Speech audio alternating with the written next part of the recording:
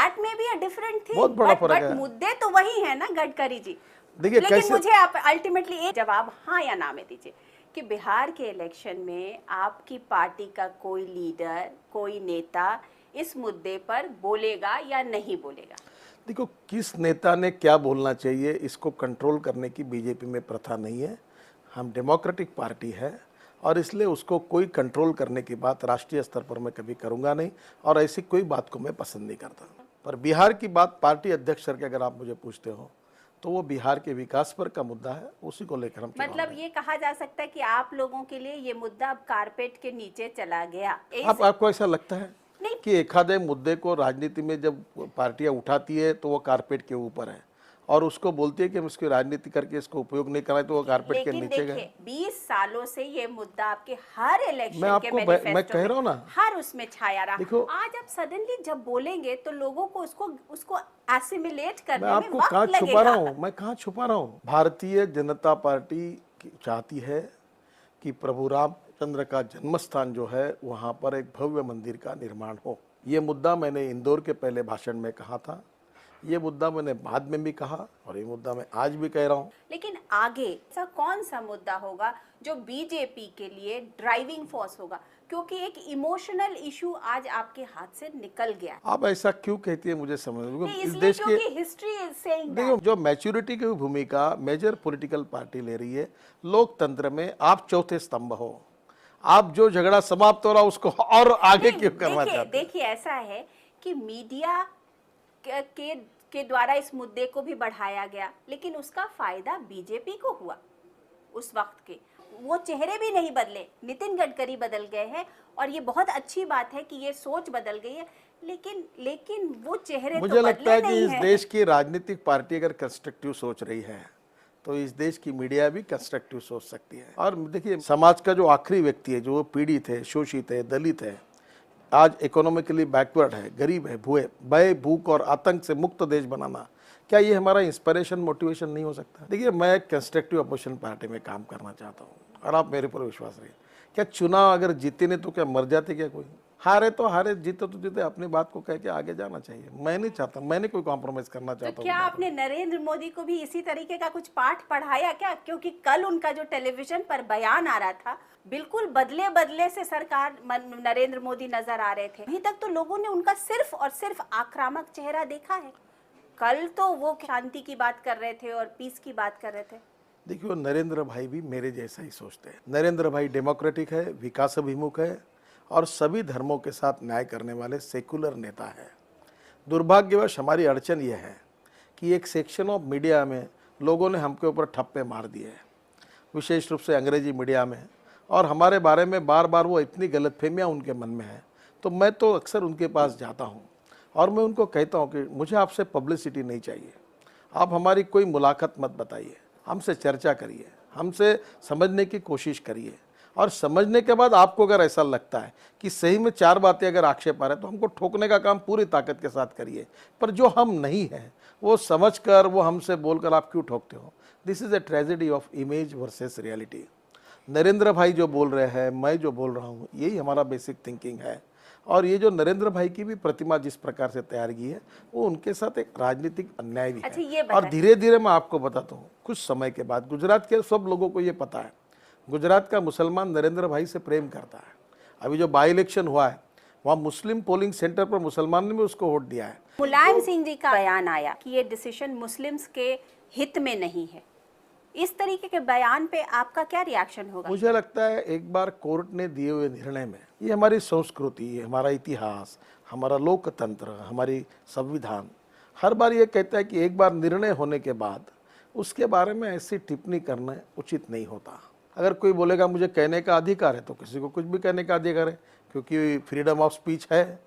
तो मुझे लगता है बिटवीन द लाइन आज देश हित में इस निर्णय का सम्मान बाय एट लार्ज सब लोगों ने करके, समन्वय से, सद्भाव से, भाईचारा को कायम रखकर ये विषय अगर यहाँ समाप्त होता है तो देश के भविष्य के लिए बहुत अच्छा होगा। अगर सरकार की तरफ से इस मसले पर, मंदिर और मस्जिद के मसले पर कोई एक कंसेंसस की प्रक्रिया शुरू होती है, तो क्या बीजेपी उसमें पार्टिसिपेट करेगी?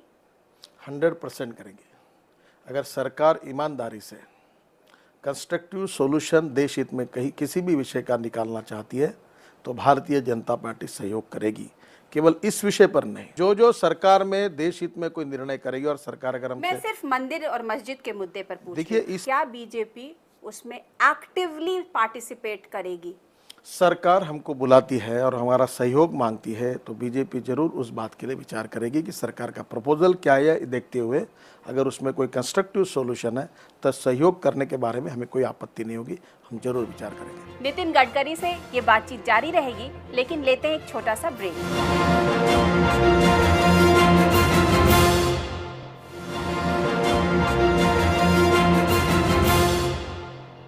अच्छा, ये बताइए कि आपको काफी दिन हो गए भाजपा अध्यक्ष हुए, आप क्या कोई मूलभूत चेंज देख रहे हैं अपनी पार्टी के अंदर, या कोई बदलाव ऐसा देख रहे हैं? देखिए, बदलाव है कि नहीं वो तो आप देख सकेंगे, मैं कैसे देख सकूँ, पर पार्टी में अच्छी बातों की शुरुआत हुई है कुछ, और पार्टी में गुणात्मक परिवर्तन हो रहा है। अभी ई लर्निंग शुरू हो रहा है। पार्टी में विजन डॉक्यूमेंट 2025 तैयार हो रहा है, जिसमें हम इंडस्ट्री से लेकर एग्रीकल्चर तक 2025 की हमारी नीतियां बना रहे हैं। पार्टी में गुड गवर्नेंस के ऊपर सरकार ने कैसे काम करना चाहिए, इसके ऊपर कॉन्फ्रेंस हुई 3 दिन की। तो काफी टेक्नो savvy फेस आप बना रहे हैं अपनी पार्टी का। मुझे तो कभी कभी अंत्योदय का काम जोरों में चल रहा है। ये बताइए कि इन सब के बीच में उमा भारती आपकी पार्टी में वापस आ रही हैं कि नहीं आ रही?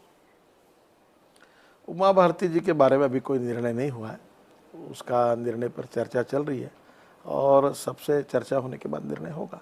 हाँ, आपका मन क्या कहता है? अध्यक्ष को कोई मन नहीं होता। पार्टी ये कलेक्टिव टीम स्पिरिट पर चलती है। मैं टीम का कप्तान हूँ, पर सब निर्णय करने का मुझे अधिकार नहीं होता।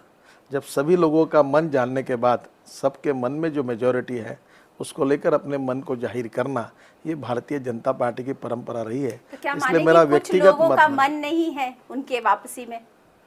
पार्टी की बातों की चर्चा पार्टी में होती है, बाहर करना ठीक नहीं है। अच्छा, मैं अभी थोड़े दिन पहले डॉक्टर जोशी से मैंने बात की थी और उस वक्त उन्होंने एक स्टेटमेंट दिया था कि हम लोगों ने गलत किया किसी एक व्यक्ति के नाम को प्रपोज करके प्रधानमंत्री के लिए पद के लिए। पिछले चुनाव की वो बात कर रहे थे। आपको क्या लगता है कि शायद कुछ इस तरीके की गलतियां हो गई क्या? क्योंकि जोशी जी इस तरीके का स्टेटमेंट दे, वो बहुत इंपॉर्टेंट लीडर है पार्टी के। मैंने उनका स्टेटमेंट तो कोई देखा नहीं और मुझे कुछ पता नहीं है। मैंने एक बात बीजेपी के बारे में सबको मैं एक बात बताते, वो गाना मैंने सुना था, छोड़ो कल की बातें, कल की बात पुरानी है, नए दौर से लिखेंगे हम नई कहानी। जो कल बीत गया वो बीत गया। अब उसके अनुभव से वर्तमान काल में आपने कहा कि लीडर्स के बयान कल बीत गया, आपने कहा राम जन्मभूमि वो कल बीत गई, आपने कहा बीजेपी का नया चेहरा, पुराना चेहरा वो बीत गया। मैंने राम जन्मभूमि बीत गया ऐसा नहीं कहा कभी। आपने मुद्दे को कहा कि वो बीत गया, सब बीत गया, तो मैंने समर्थन क्यों कर रहे हैं आप लोग बात? क्या होता है, देखिए, शायद एक तकलीफ हो सकती है मीडिया में कि मेरी बातचीत से कोई कंट्रोवर्सी निकल नहीं रही होगी, क्योंकि मैं बहुत पॉजिटिव और कंस्ट्रक्टिव बात कर रहा हूँ। पर मैं आपको सच बताता हूँ, भारतीय जनता पार्टी अब बहुत अच्छी स्थिति में है।